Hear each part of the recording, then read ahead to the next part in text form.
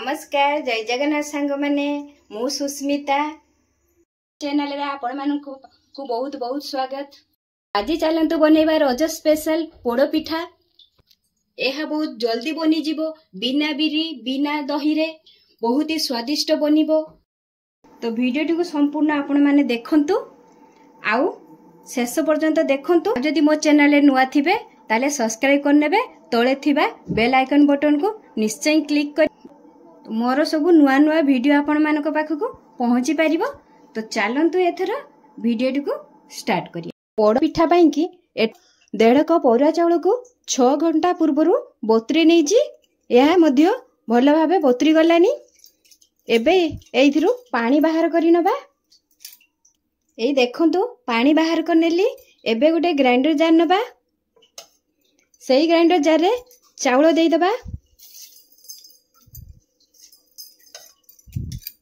तापर चलंतु एइथिरे ग्राइंड करिया पई कि चाउलटा सेइथिरे मु गोटे कप खीर ऐड करिबा।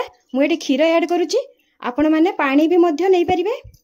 एबे याकू बेसी चिकन करिबानी, टिके दरदरिया रखी कि पेसी आनिबा। ए देखंतु चाउलटा भी आमे बाटी नेलु।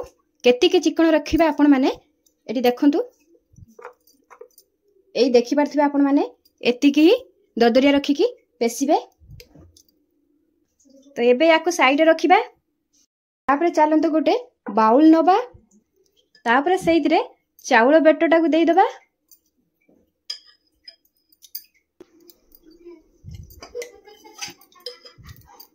चाउल बेटटा को देई देले तापरे चलंतु एइथिरे गोटे छोटो कप सुजी दबा। मु एठी सुजी नउची, या बदले आपण माने खाली चाउल रे भी करि परिबे। तापरे एइथिरे स्वाद अनुसार लूण देई दबा।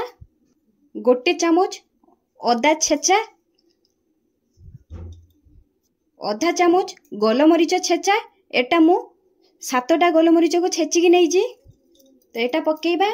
आउ 6-7टा गुजराती को छेची कि नै जी। मोडी छेची कि नै जी। आ बदले आपण माने यार पाउडर बनी कि भी देई परिबे।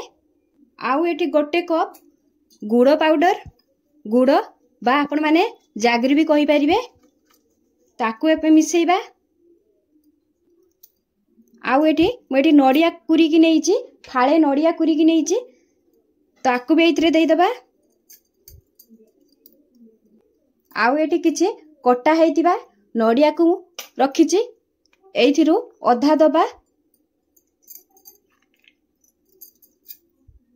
आउ एठी किछि आलमंड को एठी 8-10टी आलमंड अछि, आकु एमती मो काटी नै जी। ताकू भी एथिरे देई दबा। आउ 10टी काजू को एमती काटी कि नै जी, ताकू भी एथिरे मिसेइबा। आउ किछि किसमिस रखिछि, ताकू भी एथिरे दबा। तापरे लास्ट रे घी आधा चामच देई दबा। आउ भलो भाबे मिसेइ नबा। तो मैं आपको भला भावे मिसेई नउची। ये पोड़ पिठा बहुत ही सहज आ बहुत कम टाइम रे बनी जीवो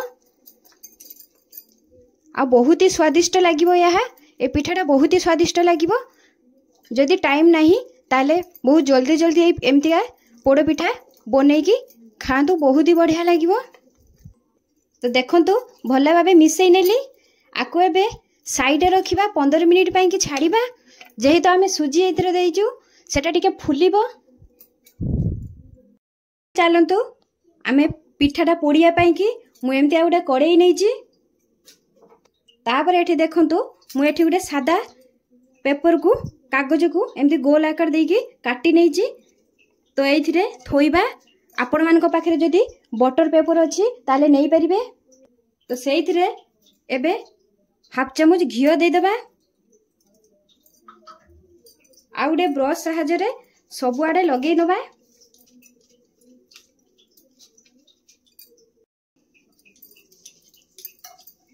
तो देखंतु मु सबु आड़े एमती घियोटा को लगे नेली।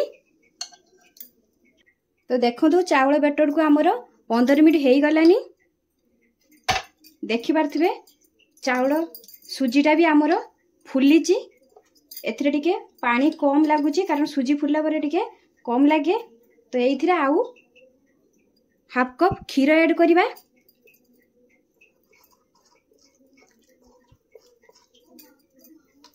आउ टिके मिसई नबा। एबे मु मिसई नेली आकु घोड़े की छाड़ीबा। परे चलंतु गैस रे गोटे से कड़ाईटा बसई नबा। तापर से बेटरटा को देई दबा एठी। तो मु बेटरटा देई देली। तापर आउ किछि नडिया सबु किछि अधा रखिथिली ताकू आ ऊपर देई दो स्मेस।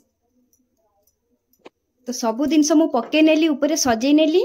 एबे याको गैस रो फ्लेम को लो टू मीडियम रे रखी की 20-25 मिनिट पई की छाड़ीबा। गैस रो फ्लेम को हाई करिवेनी जमा भी, कारण पुड़ी जीवो तळे हमर पिठाटा लागि जीवो। बेसी पुड़ी गले भी भलो लागिवनी। लो टू मीडियम रे रखिबे। पिठा को हमर 20 मिनिट हेई गलानी। एबे देखि दबा हेइची कि नाही। एई देखंतु केते सुंदर फुलीची। आ हाथ रे लागुनी जमा भी हेई गलानी। तो हेई गलानी केमती जानिबा। तो एमती गुटे कंटा चामच नबा। तो पिठा भितरे पसे की देखिबा। ए देखंतु एथिरे जमा भी लागुनी। ता माने हमर पिठाटा हेई गलानी। जदि एथिरे लागि की रही थांदा ताले हमर पिठा हेई न थांदा। तो जमा भी लागुनी माने पिठा हमर एठी हेई गलानी। तो एबे गैस रो फ्लेम को ऑफ कर दबा। आकु गोटे ठंडा हला परे प्लेट को बाहर कर नबा। ए देखंतु केते सुंदर हेइची, केते सुंदर सॉफ्ट भी मध्य हेइची। तो मु आपण मान को काटी की देखाउची केमती हेइची।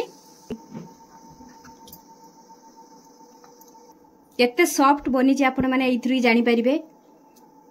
तो एई रजरे एमती आ गोटे पोड़ पिठा बनै की खातु। बहुत कम टाइम रे बनी जीवो। मात्र 20 मिनिट रे बनी जीवो। एटा बहुत सहज रे बनी जीवो। तो निजे खातु, समस्त को खुआंतु आ रज एंजॉय करंतु। केमती लागला ए रेसिपीटी कमेंट माध्यम रे निश्चय जणांतु। भल लागितिले मो चैनल को लाइक शेयर सब्सक्राइब करिवे। पुणी देखा हबा पुणी गोटे नुआ वीडियो रे। सेते पर्यंत रहूची। जय जगन्नाथ।